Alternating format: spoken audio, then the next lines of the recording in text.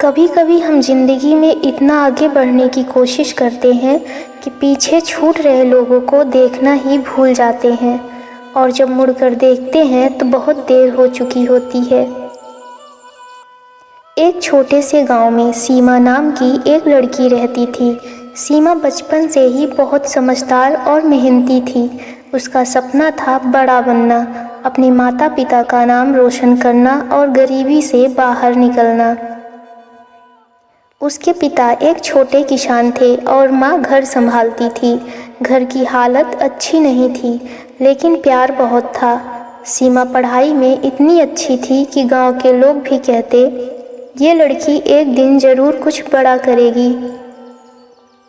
समय बीतता गया। सीमा ने मेहनत की और शहर के एक बड़े कॉलेज में उसका दाखिला हो गया।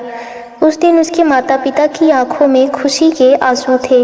माँ ने जाते समय बस एक बात कही, बेटी चाहे कितनी भी बड़ी बन जाना, लेकिन हमें कभी मत भूलना। सीमा ने मुस्कुराकर कहा, कभी नहीं माँ। शहर की ज़िंदगी अलग थी, नई दुनिया, नए लोग, नए सपने। धीरे धीरे सीमा अपनी पढ़ाई और करियर में इतना व्यस्त हो गई कि घर से बात करना कम हो गया। पहले वो रोज़ फ़ोन करती थी, फिर हफ्ते में एक बार, फिर महीने में। एक दिन माँ का फ़ोन आया। सीमा मीटिंग में थी। उसने सोचा बाद में बात कर लूँगी, लेकिन वो बाद में कभी नहीं आया। कुछ महीनों बाद सीमा को गांव से खबर मिली, माँ बहुत बीमार है।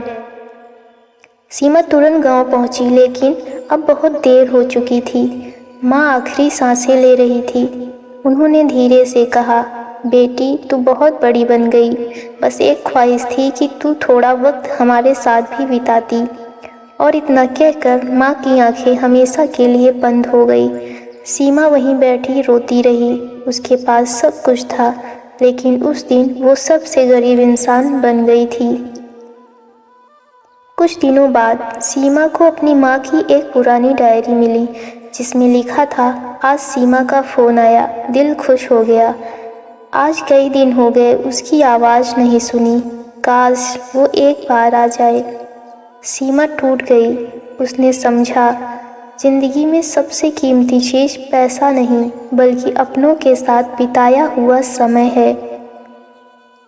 सपनों के पीछे भागो, लेकिन अपनों को कभी मत भूलो, क्योंकि सफलता तब बेकार है जब उसे बांटने वाला कोई अपना ही ना हो। बाद में कभी नहीं आता। अगर ये कहानी आपके दिल को छू गई हो तो वीडियो को लाइक ज़रूर करें और ऐसे ही अनमोल और सच्ची कहानियों के लिए चैनल को सब्सक्राइब करें।